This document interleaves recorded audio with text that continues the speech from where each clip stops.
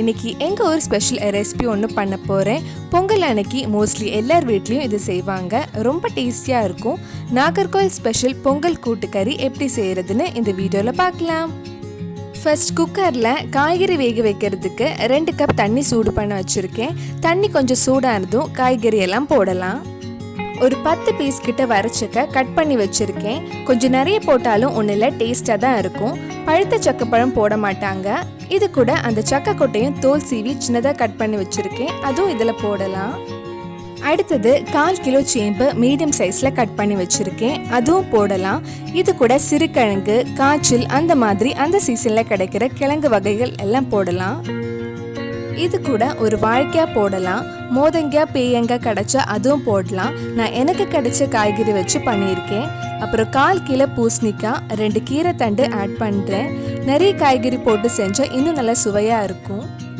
கூட்டுக்கறி masala ready பண்ணுறதுக்கு ஒரு mixie ஜாரில் 1/2 டீஸ்பூன் மஞ்சள் பொடி, 1 டீஸ்பூன் நல்ல மிளகு, 10 சின்ன வெங்காயம், 1/2 டீஸ்பூன் ஜீரகம் சேர்த்து கொஞ்சம் தண்ணி ஊற்றி நல்லா அரைச்சி எடுத்துக்கோங்க.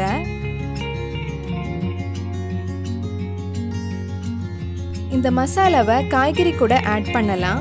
இது கூட தேவையான அளவு உப்பு, நம்ம அரைச்ச மிக்சி ஜாரில் 1/2 கப் தண்ணி எடுத்து அதுவும் இதில் ஊற்றி நல்லா மிக்ஸ் பண்ணதுக்கப்புறம் ஒரு 8 நிமிஷம் மீடியம் ஃப்ளேமில் வேக வைக்கலாம். கூட்டுக்கறி பண்ணுறப்ப அந்த காய்கறி எல்லாம் நல்லா குழஞ்சி வந்தால் தான் டேஸ்ட்டாக இருக்கும். காய்கறி வேகிற டைமில் மிக்சி ஜாரில் 1/2 கப் துருவின தேங்காய் எடுத்திருக்கேன். அது கூட 1/2 டீஸ்பூன் மஞ்சள் பொடி, 1 டீஸ்பூன் மிளகாய் பொடி, 1/2 டீஸ்பூன் ஜீரகம் சேர்த்து கொஞ்சம் நரன்னு அரைச்சிக்கோங்க.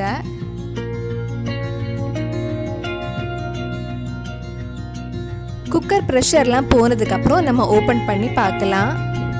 இதுக்கு முன்னாடி நம்ம சேனலில் நிறைய நாகர்கோயில் ஸ்பெஷல் ரெசிபிஸ் பண்ணியிருக்கேன். நீங்கள் இன்னும் அந்த வீடியோஸ்லாம் பார்க்கலன்னா அதோட லிங்க் கீழே டிஸ்கிரிப்ஷனில் இருக்குது. மறக்காமல் அந்த ரெசிபிஸும் போய் பாருங்கள். காய்கறி நல்லா வெந்திருக்கு. இப்போ இதில் நம்ம அரைச்சி வச்சிருந்த தேங்காய் சேர்த்து நல்லா மிக்ஸ் பண்ணலாம். தேங்காய் சேர்த்து நல்லா மிக்ஸ் பண்ணதுக்கப்புறம் ஒரு 5 நிமிஷம் கொதிக்க விடுங்க. கொதிச்சதுக்கப்புறம் நம்ம ஆஃப் பண்ணலாம். கூட்டுக்கறி நல்லா கொதிக்குது, நல்ல வாசனையும் வருது. இதில் கொஞ்சம் கடுகு, உளுந்தம் பருப்பை தாளித்து கொஞ்சம் தேங்காயும் வறுத்து போட்டால் சுவையான கூட்டுக்கறி ரெடி. ஒரு பேனில் கொஞ்சம் எண்ணெய் ஊற்றி கொஞ்சம் கடுகு, 1 டீஸ்பூன் உளுந்தம்பருப்பு ஆட் பண்ணியிருக்கேன். கடுகு வெடிச்சதுக்கப்புறம் உளுந்தம்பருப்பு போடலாம். உளுந்தம்பருப்பு கொஞ்சம் பொன்னிறம் ஆனதும் கொஞ்சம் கறிவேப்பிலையும் ஆட் பண்ணிக்கோங்க. இது கூட 1/2 கப் துருவன தேங்காய் ஆட் பண்ணுறேன். அந்த தேங்காய் நல்ல பொன்னிறம் ஆகிற வரைக்கும் கொஞ்சம் நேரம் வறுக்கலாம்.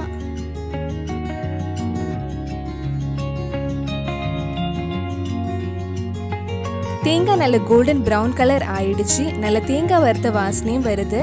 இப்போ இந்த தேங்காவை நம்ம கூட்டுக்கறியில் சேர்த்து நல்லா மிக்ஸ் பண்ணலாம். நாகர்கோயில் ஸ்பெஷல் கூட்டுக்கறி ரெடி ஆயிடுச்சு. பொங்கல் அன்னைக்கு எங்கள் ஊரில் எந்த வீட்டுக்கு போனாலும் இந்த டேஸ்டியான கறி சாப்பிடலாம். கண்டிப்பாக நீங்களும் எங்கள் ஊர் ஸ்பெஷல் கூட்டுக்கறி செஞ்சு பாருங்கள். பிடிச்சிருந்தா இந்த வீடியோவை லைக் பண்ணுங்கள், உங்கள் ஃப்ரெண்ட்ஸ் அண்ட் ஃபேமிலிக்கு ஷேர் பண்ணுங்கள். வேறு என்னெல்லாம் நாகர்கோயில் ஸ்பெஷல் ரெசிபி நம்ம சேனலில் ட்ரை பண்ணலான்னு கீழே கமெண்ட் பாக்ஸில் சொல்லுங்கள். நீங்கள் இன்னும் என்னோட சேனலை சப்ஸ்கிரைப் பண்ணலைன்னா மறக்காமல் சேனலையே சப்ஸ்கிரைப் பண்ணிடுங்க.